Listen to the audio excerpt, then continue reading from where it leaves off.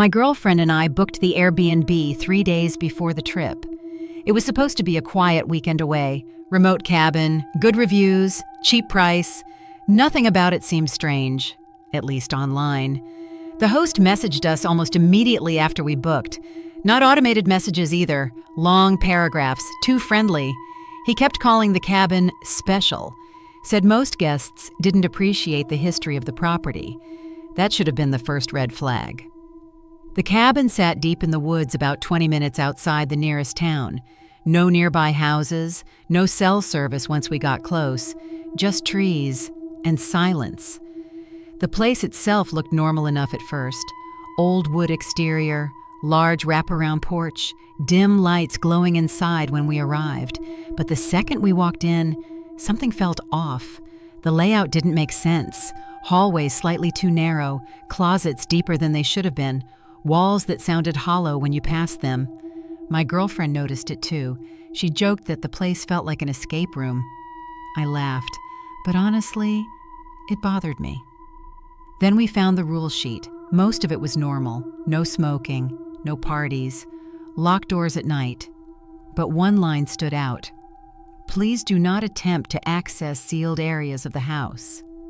No explanation, just that.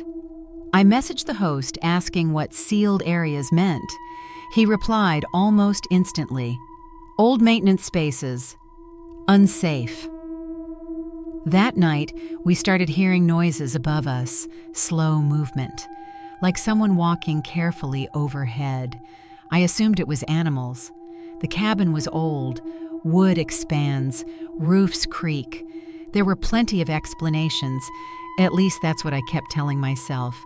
Around 2 a.m., I woke up to a sound directly behind our bedroom wall. A soft knock, 3 times. I sat up immediately, listened. Nothing.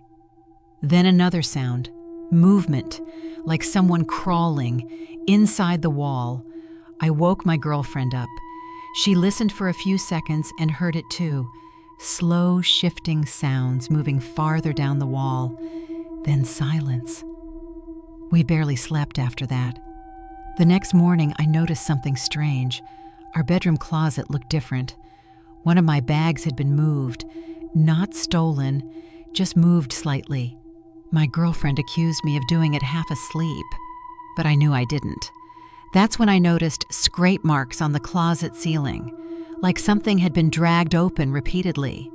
I grabbed a chair and pushed against the ceiling panel. It moved. There was an attic hatch directly above us.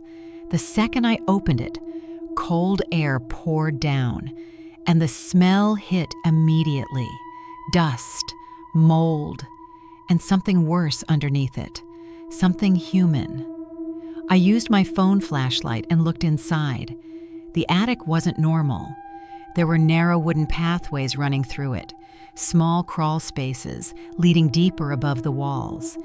And sitting near the opening was a plate, fresh food on it, not old, fresh. That's when my girlfriend told me to close it, immediately. Then we heard movement above us, fast, running, not an animal, definitely not an animal.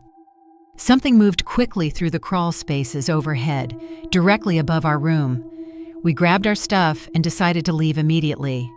No discussion, no second guessing. But when we reached the front door, it wouldn't open. The deadbolt had been locked from outside. That's when my phone buzzed. A message from the host. You weren't supposed to go up there. I remember my stomach dropping instantly. Then another message came through. Most guests don't notice the hallways. That's when we heard footsteps upstairs. Slow, heavy, directly above us. We ran back toward the bedroom because it was the only room with windows big enough to escape through. But as we passed the hallway, I noticed something I somehow missed before. A thin opening in the wall beside the bookshelf, barely visible, like a hidden door, and behind it, darkness. Then a face appeared inside the gap, watching us, a man, thin, smiling. Before I could react, he disappeared back into the wall. That's when we understood. The house wasn't built normally. There were hidden passageways running through the entire place, inside the walls, above the ceilings, between rooms. Someone could move through the entire cabin without ever being seen. We locked ourselves inside the bedroom, pushed furniture against the door, called 911 even though we barely had signal. Then we heard him moving again, inside the walls, slowly circling the room. At one point, he whispered through the vent, "You should have just enjoyed the weekend." Police finally arrived almost an hour later. By then, the house was silent again.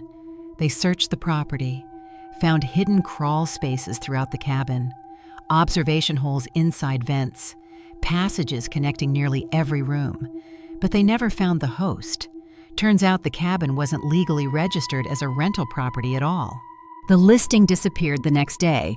So did the host's account. A detective later told us they believed he had been secretly living inside the structure for years, watching guests, listening to them, moving through the walls at night. I still think about one thing, though. While police were searching the attic, they found dozens of personal items left behind from previous guests. Phones, wallets, jewelry, clothes, and some of the IDs dated back years, long before the cabin was ever listed online.